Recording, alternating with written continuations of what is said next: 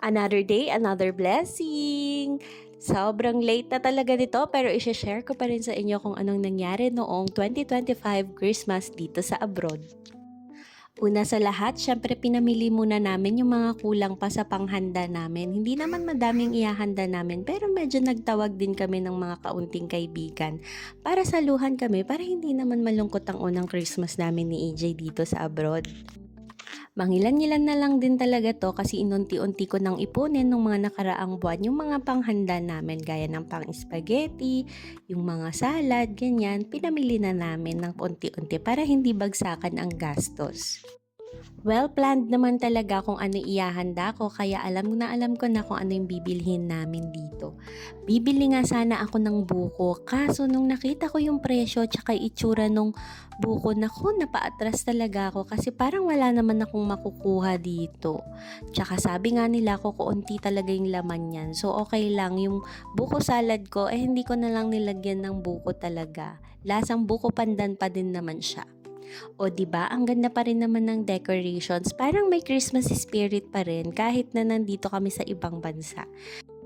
After lunch nga ng December 24 ay eto na ako, nagpre-prepare na talaga ako para sa aming panghanda ng Noche Buena.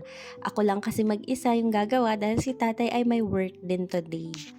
Inuna ko nga yung buko salad na wala namang buko pero nasa lasa na lang dahil yung mga ginamit ko naman ay lasang buko pandan. Tapos ito nga si EJ nagising na nung time na yan at nangungulit at hindi alam kung anong gagawin. Kaya ang ginawa ko ay pinatulong ko na lang siya sa akin sa pagpre-prepare.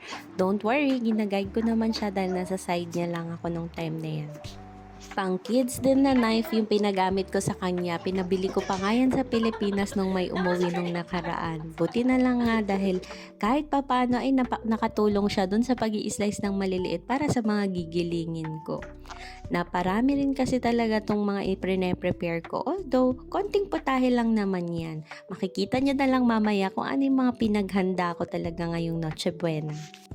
Sa totoo lang, nung nagpre-prepare ako ng Noche Buena namin, na-realize ko hindi pala sa dami ng handa yung pinakamasaya, kundi yung bonding nyo habang nagpre-prepare ng pagkain bilang pamilya.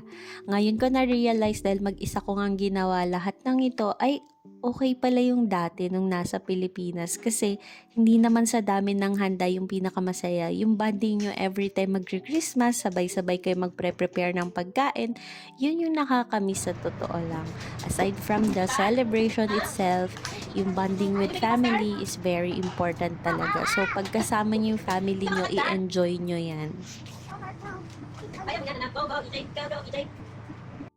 Yung kasama kong mag-slice na pagod na nga ata at nag-iinarte na so hinayaan ko na siya maglaro ulit dun sa room namin habang ako tinuloy ko na lang dito habang nakikichika ako sa flatmate namin.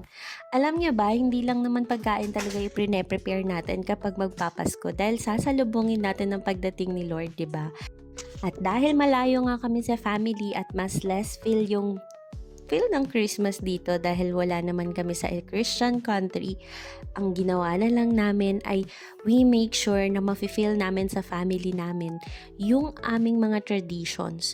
So what we did ni tatay is that kinumpleto talaga namin ang mga novena o yung simbang gabi or simba sa umaga kasi kasama talaga namin si EJ. So kinumpleto namin yan, tulog man si EJ or gising, talaga namang ipinush namin yung sarili namin para makapag-attend ng misa at nakompleto nga namin ito as a family.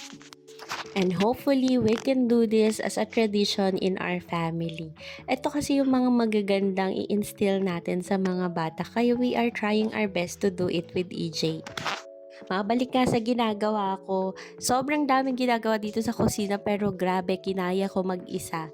Hindi ko naman sinisisi si tatay dahil alam ko naman na kailangan din niyang pumasok dahil nga hindi naman kasi holiday dito. Kahit pagod, ayan, yan ang aking ipinaghanda para sa aming Noche Buena. Simple lang pero alam ko magugustuhan ng pamilya ko at ng mga bisita namin. Konti lang yan, kaya few people lang din talaga yung aming in-invite. Tapos, hindi na ako nag-video paano namin siya i-celebrate because, syempre, for the privacy na din ng mga nakasama namin. And then, kinabukasan, kahit anong oras pa ang misa, babangon at babangon kami dahil Christmas Day ito at kailangan nating i-celebrate ang birthday ni Jesus Christ. Kaya kahit late na, Happy Birthday Jesus and Merry Christmas to everyone. O sana hanggang ngayon nakatayo pa rin yung Christmas tree nyo gaya ng sa amin. Sobrang grateful nga naming mag-asawa kasi kahit malayo ang baby Eliana, ang mga ninong at ninang niya ay hindi nakalimot sa kanya. That's wrong. Ganon din yung mga itinuring naming family dito ay hindi nakalimot magbigay kay EJ kahit ngayong taon lang naman talaga nila nakilala itong batang ito. Do you like it?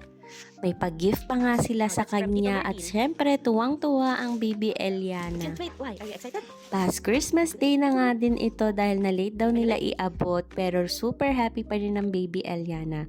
Pero during Christmas, nag-open din naman si baby Eliana ng kanyang Christmas gifts na nilagay namin sa Christmas socks niya. So gagawin talaga naming tradition tong Christmas sock na lagi naming ibibitin sa bintana o di kaya sa Christmas tree para doon siya mag-expect ng kanyang gift every Christmas. Hoping and praying na nakapag-enjoy ang lahat sa Christmas, malayo man o malapit sa family ninyo. Alam namin na konti man o marami ang handa ay ang pinaka-essence ng Christmas ay ang birthday celebration ni Jesus Christ. We hope that everyone is filled with joy and love. Merry Christmas! Shukran from Oman. Agyaman! Rohan, I love you.